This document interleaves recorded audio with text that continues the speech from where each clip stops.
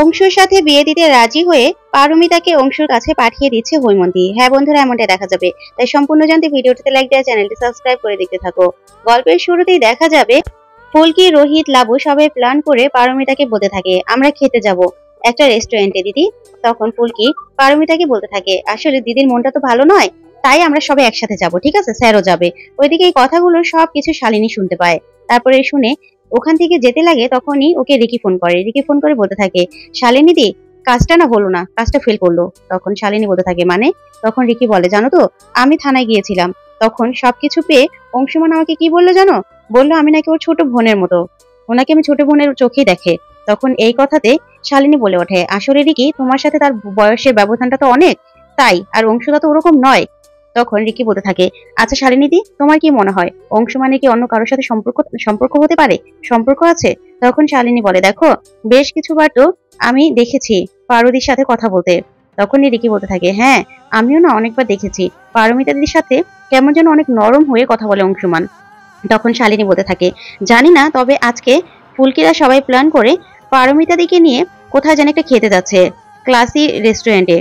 তখন এই কথা শুনে রিকি বলতে থাকে কি, রেস্টুরেন্টে যাচ্ছে? তখন শালিনী বলে হ্যাঁ, আমার মনে হচ্ছে কিছু একটা প্ল্যান করেছে ওরা, তুমিও সেখানে গিয়ে দেখতে পারো। তখন রিকি বলে সেখানে আমি গিয়ে কি করব? আচ্ছা তুমি যখন বলছো, তাও আমি একবার গিয়ে দেখতে পারি, গিয়ে দেখি কি হচ্ছে, নিশ্চয়ই ওখানে বৌদিও যাবে।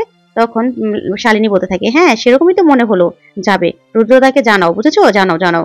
তারপরে রিকি বলতে থাকে আচ্ছা ঠিক আছে। অন্যদিকে দেখা যাবে ফুলকি, তমাল, পিয়াল আগে সেই রেস্টুরেন্টে পৌঁছে যায়। তখনই ফুলকি বলতে থাকে আচ্ছা তোমরা টেবিল বুক করো, তো টেবিল বুক করো। তখনই তমাল আর পিয়াল টেবিল বুক করার জন্য চলে যায়। তখন রিকি বলতে থাকে দূর, ওরাই তো আসলো, শুধু শুধু আমি আসলাম, মনে হচ্ছে না এখানে অংশুমান আসবে। ঠিক তখনই অংশ সেখানে আসে। অংশ আসলে ফুলকি বলতে থাকে দাদা ভাই তুমি এসেছো, ওই শাড়িটা এনেছো তো? তখন অংশ বলতে থাকে হ্যাঁ এনেছি ফুলকি। তখন ফুলকি বলে আজকে কিন্তু দিদিকে তোমার মনের কথা বলতেই হবে, আমরা সবাই আজকে জানতে চাই যে দিদির মনে তোমার জন্য কি আছে, তুমি কিন্তু আজকে বলবেই। তখনই অংশ বলতে থাকে দেখো ফুলকি, তোমার সাথে আমার জরুরি কথা আছে। তখন ফুলকি বলে বলো। তারপরে ফুলকিকে অংশ বলতে থাকে আসলে রুদ্ররূপ বাবুর বোন আছে না রিকি, ওনা আজকে থানায় এসেছিল। তখন ফুলকি বলে রিকি দিদি থানায় কেন? তখন অংশ বলে জানি না, একটা দামি ব্রেসলেট আমাকে গিফট করেছিল, পিৎজাও নিয়ে এসেছিল জানো তো। তখনই বড়বাবু চলে আসে আর আমাকে বাঁচায়, না হলে আজকে কি অবস্থা হচ্ছিল না, ও যেরকম ভাবে কথা বলছিল ওর হাবভাব আমার মোটেও ঠিক লাগছিল না। তখন ফুলকি বলে দেখেছো, এই জন্যই বলি দিদিকে তোমার মনের কথাটা বলে দাও। এই রিকি দিদির কথাবার্তা তো শুনে আমারও আরেকবার মনে হয়েছে যে তোমাকে রিকি দিদি পছন্দ করে, তাই কোনো ঝামেলায় পড়ার আগেই না তুমি দিদিকে নিজের মনের কথাটা বলে দেবে, অত কিছু আমি জানি না। তখন অংশী বলতে থাকে দেখো ফুলকি, এটাতে পারমিতা যদি রাগ করে, আর পারমিতা কি মেনে নেবে এটা? তখন ফুলকি বলে অত কিছু আমি জানি না, তুমি আজকে বলবে বেশ বেশ, পরে দেখা যাবে, পরে দেখা যাবে, আর হবে না, তুমি আজকেই নিজের মনের কথাটা বলবে। অন্যদিকে রিকি সবকিছু শুনে শালিনীকে মেসেজ দেয় যে শালিনীদি, এখানে ফুলকি জোর করে অংশুমানকে দিয়ে পারদিকে প্রপোজ করাচ্ছে। তখনই সে মেসেজ শালিনী পড়ে পুরো অবাক হয়ে যায় আর মনে মনে বলতে থাকে কি হচ্ছে এসব, পারমিতা দিকে অংশুমানকে দিয়ে প্রপোজ করাচ্ছে ফুলকি, তার মানে কি? তারপরে শালিনী মনে মনে খুশি হয়ে সাথে সাথে রিকিকে মেসেজ দেয় যে সবকিছু ছবি তুলে রাখো। তখন রিকি মেসেজটা পড়ে বলতে থাকে সবকিছু ছবি তুলে রেখে জেঠিমণিকে দেখাবো? হ্যাঁ তাই করব আমি, অংশুমানকে প্রপোজ করানো, আমি অংশুমানকে ভালোবাসি, আর ফুলকি অংশুমানকে অন্যদিকে ঘোরাতে চাইছে, এ দেখাচ্ছি মজা আজকে। তারপরে দেখা যাবে অংশুমানকে নিয়ে ফুলকি দাঁড়িয়ে আছে। ঠিক তখনই রোহিত, পারমিতা, লাবু সহ সবাই আসে। আসলে পারমিতা অংশুকে দেখে অবাক হয়ে যায়, বলে কি ব্যাপার অংশু, তুমি এখানে? তখন অংশু বলে হ্যাঁ আসলাম তো আমরা। তখন ফুলকি বলতে থাকে দিদি, ভাবলাম আমরা সবাই খাবো, তো দাদাও তো আমাদের বাড়ির মানুষই, তাই দাদাকে বলেছি আসতে। তারপরে সবাই এক টেবিলে বসে পড়লেই ফুলকি বলতে থাকে সবাইকে মনে আছে তো, সব এক এক করে আমাদেরকে এখান থেকে চলে যেতে হবে। তারপরে রোহিত বসতে লাগলে ফুলকি বলতে থাকে স্যার আপনি বসে পড়ছেন কেন, আপনি আর আমি তো নাচ করবো বলুন। তখনই রোহিত ফুলকিকে বলতে থাকে ফুলকি এসব তুমি কি করছো? তখন ফুলকি বলে স্যার পরিবেশটা তো একটু রোমান্টিক রোমান্টিক বানাতে হবে তাই না, আর আমাদের কি কথা ছিল, তাদের তো একা ছাড়তে হবে আস্তে আস্তে, চলুন নাচতে থাকুন। তারপরে ফুলকি আর রোহিত খুব সুন্দর একটা গানে নাচতে থাকে। তারপরে নাচ শেষ করলেই পারমিতা অংশ সবাই হাতে তালি দেয়, পারমিতা খুব খুশি হয়। তারপর রোহিত এসে বসলে ফুলকিকে লাভ বলতে থাকে কি ফুলকি, এবার খুশি তো, মন ভরেছে? তখন ফুলকি বলে কি যে বলো না তুমি দিদি। তারপরে দেখা যাবে জুস খেতে সময় ফুলকি ইচ্ছে করে নিজের শাড়িতে জুস ফেলে দেয়। তারপর পারমিতা বলে ইস কি করলে ফুলকি, চলো চলো এগুলো তো এখনই ধুতে হবে, ওয়াশরুমে চলো। তখন লাবু বলে না না আমরা যাচ্ছি, এই বলেই ফুলকিকে নিয়ে লাবু চলে যায়। তারপরে দেখা যাবে তমাল, পিয়াল আর রোহিত বসে আছে। তখনই তমাল বলতে থাকে এ রোহিত চল আমরা ওখানে দেখে আসি কি রান্না হচ্ছে। তখন পারমিতা বলে তোমরা রান্না দেখতে যাবে? তখন পিয়াল বলতে থাকে, হ্যাঁ কাবাবটা কেমন নরম নরম হবে সেটা দেখানোর জন্য।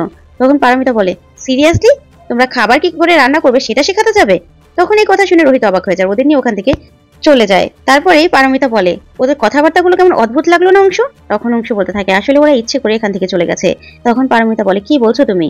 তখন অংশু বলে, না পারু, আজকে আর আমি কোনো রকম কোনো বোকামো করবো না, আজকে তোমাকে আমার মনের কথা আমি বলবোই। আসলে পারু, তুমি না খুব ভালো। তখন পারমিতা এই কথায় খুশি হয়ে যায় আর বলে, কি যে বলো না অংশু। তারপরেই অংশু পারমিতাকে সেই শাড়িটা দেয়। তারপরেই যখন বক্সটা খোলে তখন পারু শাড়ি দেখে অবাক হয়ে যায়, বলে শাড়ি? তারপরে অংশু বলে, হ্যাঁ।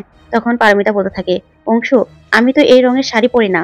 তখন অংশু বলতে থাকে, আসলে পারু, আমি না স্বপ্নে দেখেছি, স্বপ্ন দেখি তোমাকে নিয়ে, স্বপ্ন দেখা শুরু করেছি যে তুমি এই রকম গাঢ় রঙের শাড়ি পরে তুমি আমার সাথে একসাথে হাঁটছো, তুমি আর আমি পাশাপাশি হাঁটছি। এই বলেই অংশুমান একটা ফুল দেয় পারুকে। তখন পারু সেই ফুলটা দেখে অবাক হয়ে যায়, আর ওইদিকে রিকি সবকিছু ছবি তুলে রাখে। তখন পারু অবাক হয়ে অংশুকে বলতে থাকে, অংশু তুমি আমাকে প্রপোজ করলে? তখন অংশু বলতে থাকে, আসলে আমি নিজের মনের কথাগুলো অনেক দিন ধরে চেপে রেখেছি, তাই আজকে আর আমি কিছুতেই আটকে রাখতে পারলাম না। ওইদিকে দেখা যাবে রোহিতরা সবাই মিলে উকি দিয়ে সবটা দেখছে। তারপরে পারমিতা কাঁদতে থাকে আর বলতে থাকে, অংশু তোমার কি কোনোদিনও আমার কোনো ব্যবহারে মনে হয়েছে যে আমি তোমার সাথে নতুন করে আমার জীবনটা শুরু করতে চাই? কোনো কিছুতে মনে হয়েছে এরকম? আমার হাবভাবে কি এরকমটা বোঝা গেছে? তখন অংশু বলে, না না পারমিতা, কি বলছো তুমি এসব? তখন পারমিতা বলে, দেখো তোমার কি করে আমাকে প্রপোজটা করতে পারলে বলো তো? তোমার কি করে মনে হলো যে আমি তোমার সাথে নতুন করে জীবন শুরু করতে চাই, বা তোমার এই কথায় আমি খুশি হব?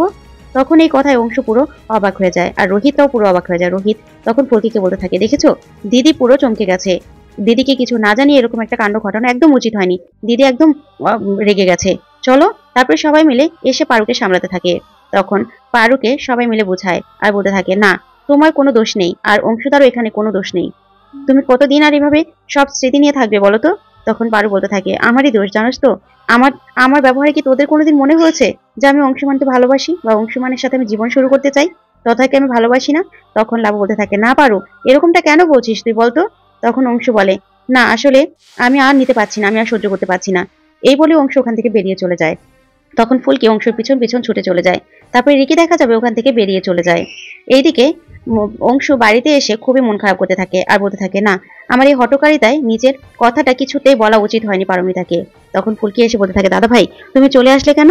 তখন অংশু বলে, ফুলকি আসলে তোমার কোনো দোষ নেই জানো তো, আজকে রিকি যখন আমাকে এই থানায় এসে কথাগুলো বলেছিল না, তখনই আমার মনে হয়েছে পারুকে আমার মনের কথাটা জানানো উচিত, কিন্তু পারু কি রিয়েক্ট করবে সেটা ভাবিনি। বলো তো আমাদের বন্ধুত্বটা নষ্ট হয়ে আমি কি করে পারুর সামনে মুখ দেখাবো বলো তো? পারুকে প্রপোজ করে আমি ভুল করেছি। তুমি বরঞ্চ একটা কাজ করো, পারুকে গিয়ে বলবে আমি কদিনের জন্য এখান থেকে চলে গেছি, তাহলে হয়তো ও একটা স্বাভাবিক হতে পারবে। তখন ফুলকি বলে, না দাদা ভাই তুমি এরকম কেন ভাবছো? দিদি এখন হয়তো মানছে না, কিন্তু আমরা সবাই বোঝাবো তো, কি সারা জীবন এইভাবেই থাকবে বলো তো? তোমার মতো লাইফ পার্টনার কি করে পাবে? তখন অংশু বলে, তারপরেও ফুলকি ও না তথাকে খুব ভালোবাসে, তথাকেই ও সবসময় ভালোবেসে যাবে, তাই আমার কোনো জায়গা নেই ওর মনে। আমি এই কথাটা বলে ওকে খুব দুঃখ দিয়েছি, আমি বুঝতে পারছি আমি খুব কষ্ট দিয়েছি পারুকে, আমি কিছুতেই ওর সামনে গিয়ে দাঁড়াতে পারবো না, তাই প্লিজ আমি যেটা বলছি তুমি সেটা করবে। তখন এই কথা বলে ফুলকিকে যেতে বলে অংশু।